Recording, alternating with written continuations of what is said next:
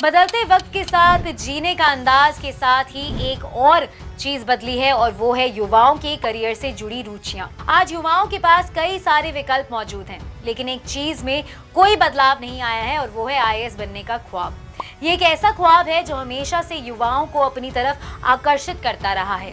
आज भी ना जाने कितने युवा बड़ी बड़ी कंपनियों में मोटे पैकेज वाली नौकरियां छोड़कर यूपीएससी की तैयारी करने लगते हैं और आईएएस बन जाते हैं। लेकिन एक मजेदार तथ्य ये है कि जिन दो राज्यों में सबसे ज्यादा सिविल सर्वेंट चुने जाते हैं वो है उत्तर प्रदेश और बिहार, और इन दोनों ही राज्यों की आधिकारिक भाषा तो हिंदी है, मगर फिर भी आईएएस बनने वालों में हिंदी के विद्यार्थियों की संख्या बहुत कम है। तो आज की वीडियो में हम जानेंगे कि हिंदी माध्यम के विद्यार्थी कैसे यूपीएससी ना सिर्फ क्वालिफाई कर सकते हैं बल्कि टॉप भी कर सकते हैं। नमस्कार, स्वागत है आपका प्रभात एग्जाम के YouTube चैनल पर। ये एक ऐसा प्लेटफॉर्म है जहां आपको मिलती है सभी कॉम्पिटिटिव एग्जाम से जुड़ी महत्वपूर्ण जानकारियां जो आपको किसी भी एग्जाम में सफल होने में काफी मदद कर सकती है। अगर आप हमारे YouTube चैनल पर पहली बार आए हैं तो हमें लाइक और सब्सक्राइब जरूर कर ले और हमारे लेटेस्ट वीडियोस और अपडेट सबसे पहले आप तक पहुंचे उसके लिए बेल आइकन को प्रेस करना भी ना भूलें। तो आइए शुरुआत करते हैं आज की वीडियो की, जो है हिंदी माध्यम के स्टूडेंट्स कैसे बने टॉपर। कभी यूपी और बिहार जैसे राज्यों का लगभग हर युवा आईएएस बनने के बारे में सोचता जरूर था और आर्ट्स बैकग्राउंड के लोगों को तो मान लिया जाता था कि वो यूपीएससी की तैयारी ही करेंगे। लेकिन अब हालात बदल गए हैं। अब इंजीनियरिंग और मेडिकल जैसी पढ़ाई करने वाले युवा आईएएस की तरफ आकर्षित हो रहे हैं और बड़ी संख्या में चयनित भी हो रहे हैं। लेकिन चिंता की बात यह है कि चयनित उम्मीदवारों में हिंदी और अन्य भारतीय भाषाओं की पृष्ठभूमि से आने वाले युवाओं की संख्या लगातार कम होती गई। हालात ये हो गए हैं कि टॉप 100 उम्मीदवारों में हिंदी माध्यम से परीक्षा देने वाले लोगों के नाम बड़ी मुश्किल से खोजने से मिलते हैं। इस चिंता के बीच एक सुखद खबर सुनने में मिली जब साल 2014 की यूपीएससी की परीक्षा में हिंदी माध्यम के अभ्यर्थी निशांत जैन को 13वीं रैंक मिली।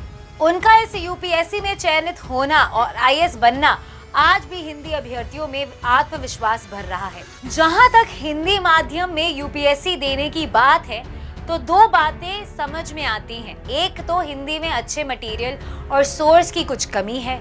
उदाहरण के तौर पर करंट अफेयर्स कवर करने के लिए अंग्रेजी में द हिंदू अखबार है, लेकिन उसके मुकाबले हिंदी में कोई अखबार नहीं दिखता। हालांकि अब इस समस्या का समाधान काफी हद तक हो गया है और ज्यादातर सभी सरकारी और उत्कृष्ट निजी प्रकाशनों के हिंदी अनुवाद बाजार में उपलब्ध हैं। दूसरी बात यह है कि हिंदी माध्यम के युवाओं की परवरिश कुछ ऐसी होती है कि उन्हें हमेशा लगता रहता है कि अंग्रेजी माध्यम में पढ़ने वाले लोग उनसे बेहतर हैं।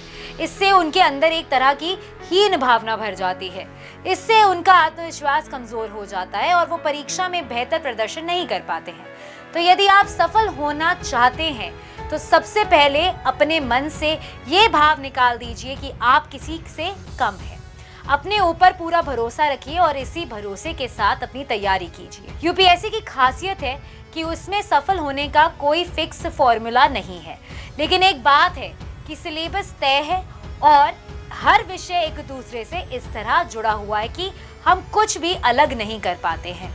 इसीलिए हमें हर विषय को एक दूसरे से जोड़ते हुए पढ़ना चाहिए, यहाँ तक कि करंट अफेयर्स को भी।